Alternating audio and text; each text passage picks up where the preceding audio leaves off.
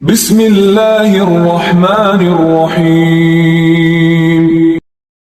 امام مالک نے خبر دی ابن شہاب سے، انہیں عبید اللہ بن عبداللہ نے اور انہیں ابن عباس رضی اللہ عنہ نے کہ سعد بن عبادہ رضی اللہ عنہ نے رسول اللہ صلی اللہ علیہ وسلم سے مسئلہ پوچھا۔ انہوں نے عرض کیا کہ میری ماں کا انتقال ہو گیا ہے اور اس کے ذمے ایک نظر تھی۔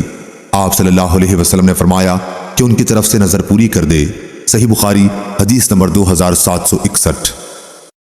یعلی بن مسلم نے خبر دی، انہوں نے ابن عباس رضی اللہ عنہ کے غلام اکرمہ سے سنا اور انہیں ابن عباس رضی اللہ عنہ نے خبر دی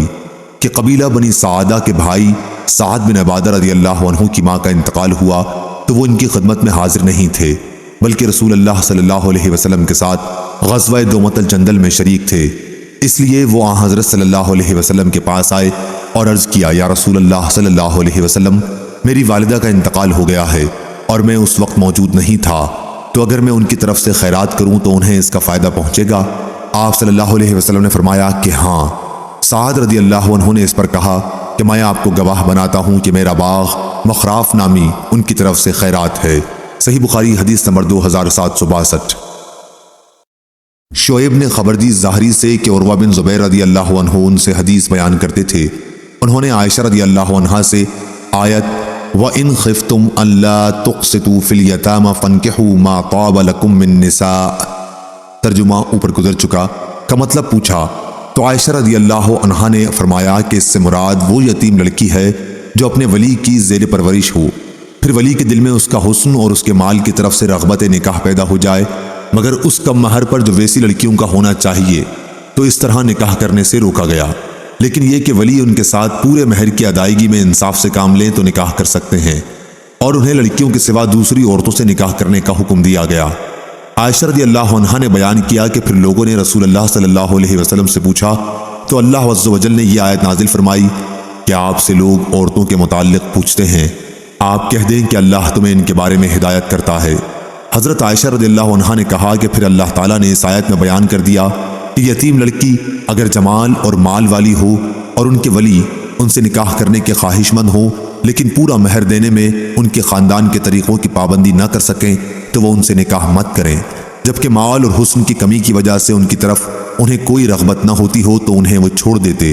اور ان کے سوا کسی دوسری عورت کو تلاش کرتے۔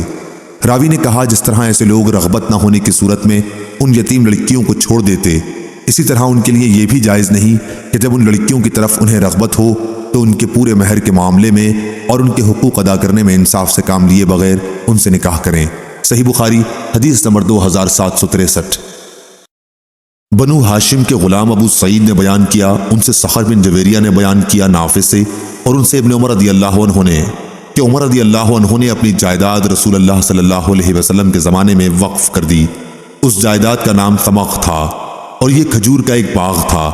عمر رضی اللہ عنہ نے عرض کیا، یا رسول اللہ صلی اللہ علیہ وسلم، مجھے ایک جائیداد ملی ہے اور میرے خیال میں نہایت عمدہ ہے، اس لیے میں نے چاہا کہ اسے صدقہ کر دوں۔ تو نبی کریم صلی اللہ علیہ وسلم نے فرمایا کہ اصل مال کو صدقہ کر کے نہ بیچا جا سکے، نہ ہبہ کیا جا سکے اور نہ اس کا کوئی وارث بن سکے، صرف اس کا پھل اللہ کی راہ میں صرف ہو۔ چنانچہ عمر رضی اللہ عنہ نے اسے صدقہ کر دیا۔ ان کا یہ صدقہ غازیوں کے لیے، غلام آزاد کرانے کے لیے، محتاجوں اور کمزوروں کے لیے، مسافروں کے لیے اور رشتہ داروں کے لیے تھا، اور یہ کہ اس کے نگران کے لیے اس میں کوئی مذائقہ نہیں ہوگا کہ وہ دستور کے موافق اس میں سے کھائے یا اپنے کسی دوست کو کھلائے، بشرطے کہ اس میں سے مال جمع کرنے کا ارادہ نہ رکھتا ہو۔ صحیح بخاری حدیث نمبر 2764۔ ابو اسامہ نے بیان کیا ہشام سے ان کے والد نے اور ان سے عائشہ رضی اللہ عنہا نے قرآن مجید کی آیت اور جو شخص مالدار ہو وہ اپنے کو یتیم کے مال سے بالکل روکے رکھے، البتہ جو شخص نادار ہو تو وہ دستور کے مطابق کھا سکتا ہے، کے بارے میں فرمایا کہ یتیموں کے ولیوں کے بارے میں نازل ہوئی کہ یتیم کے مال میں سے اگر ولی نادار ہو تو دستور کے مطابق اس کے مال میں سے لے سکتا ہے۔ صحیح بخاری حدیث نمبر 2765۔ ابو غیث نے بیان کیا اور ان سے حضرت ابو ہریرہ رضی اللہ عنہ نے بیان کیا کہ رسول اللہ صلی اللہ علیہ وسلم نے فرمایا، 7 گناہوں سے جو تباہ کر دینے والے ہیں بچتے رہو۔ صحابہ نے پوچھا، یا رسول اللہ وہ کون سے گناہ ہیں؟ آپ نے فرمایا کہ اللہ کے ساتھ کسی کو شریک ٹھہرانا، جادو کرنا، کسی کی ناحق جان لینا کہ جسے اللہ تعالیٰ نے حرام قرار دیا ہے، سود کھانا، یتیم کا مال کھانا، لڑائی میں سے بھاگ جانا، پاک دامن بھولی بھالی ایمان والی عورتوں پر تہمت لگانا۔ صحیح بخاری حدیث نمبر 2766۔ حماد بن اسامہ نے بیان کیا، ان سے ایوب نے، ان سے نافع نے بیان کیا کہ ابن عمر رضی اللہ عنہ کو کوئی وصی بناتا تو وہ کبھی انکار نہ کرتے۔ ابن سیرین تابعی رحمہ اللہ کا محبوب مشغلہ یہ تھا کہ یتیم کے مال و جائیداد کے سلسلے میں ان کے خیر خواہوں اور ولیوں کو جمع کرتے تاکہ ان کے لیے کوئی اچھی صورت پیدا کرنے کے لیے غور کریں۔ طاؤس تابعی رحمہ اللہ سے جب یتیموں کے بارے میں کوئی سوال کیا جاتا تو آپ یہ آیت پڑھتے تھے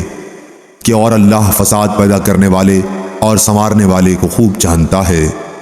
عطا رحمہ اللہ نے یتیموں کے بارے میں کہا، خواہ وہ معمولی قسم کے لوگوں میں ہوں یا بڑے درجے کے، اس کا ولی اس کے حصے میں سے جیسے اس کے لائق ہو ویسا اس پر خرچ کرے۔ صحیح بخاری حدیث نمبر 2767۔ عبدالعزیز بن صہیب نے بیان کیا، ان سے انس رضی اللہ عنہ نے بیان کیا کہ رسول اللہ صلی اللہ علیہ وسلم مدینہ تشریف لائے تو آپ کے ساتھ کوئی خادم نہیں تھا، اس لیے ابو طلحہ جو میرے سوتیلے باپ تھے میرا ہاتھ پکڑ کر حضرت صلی اللہ علیہ وسلم کی خدمت میں لے گئے اور عرض کی، یا رسول اللہ، انس سمجھدار بچہ ہے، یہ آپ کی خدمت کیا کرے گا۔ انس رضی اللہ عنہ کہتے ہیں کہ میں نے آپ کے سفر اور حضر میں خدمت کی، آپ نے مجھ سے کبھی کسی کام کے بارے میں جسے میں نے کر دیا ہو یہ نہیں فرمایا کہ یہ کام تم نے اس طرح کیوں کیا، اسی طرح کسی ایسے کام کے متعلق جسے میں نہ کر سکا ہوں آپ نے یہ نہیں فرمایا کہ تو نے یہ کام اس طرح کیوں نہیں کیا۔ صحیح بخاری حدیث نمبر 2768۔ عبداللہ بن مسلمہ نے بیان کیا، کہا ہم سے امام مالک نے، ان سے اسحاق بن عبداللہ بن ابی طلحہ نے، انہوں نے انس بن مالک رضی اللہ عنہ سے سنا،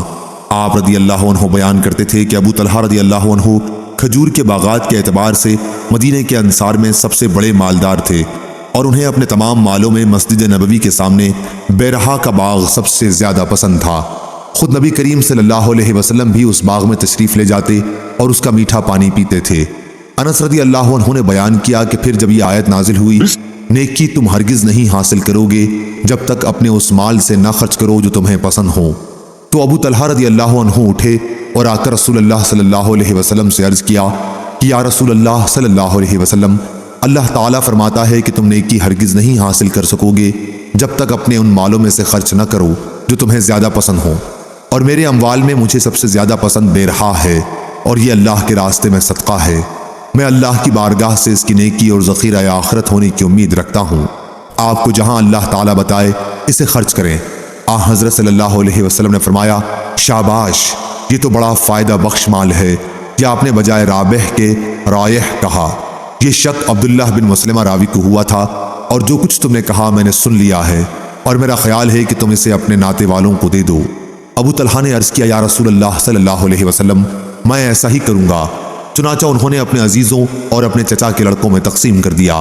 اسماعیل، عبداللہ بن یوسف اور یحییٰ بن یحییٰ نے مالک کے واسطے سے رابح کے بجائے رائح بیان کیا ہے۔ صحیح بخاری حدیث نمبر 2769۔ عمرو بن دینار نے بیان کیا اکرمہ سے، اور انہوں نے ابن عباس رضی اللہ عنہ سے، کہ ایک صحابی سعد بن عبادہ نے رسول اللہ صلی اللہ علیہ وسلم سے پوچھا کہ ان کی ماں کا انتقال ہو گیا ہے، کیا اگر وہ ان کی طرف سے خیرات کریں تو انہیں اس کا فائدہ پہنچے گا؟ آپ نے جواب دیا کہ ہاں۔ اس پر ان صحابی نے کہا کہ میرا ایک پرمیوہ باغ ہے اور میں آپ کو گواہ بناتا ہوں کہ میں نے وہ ان کی طرف سے یہ صدقہ کر دیا۔ صحیح بخاری حدیث نمبر 2770۔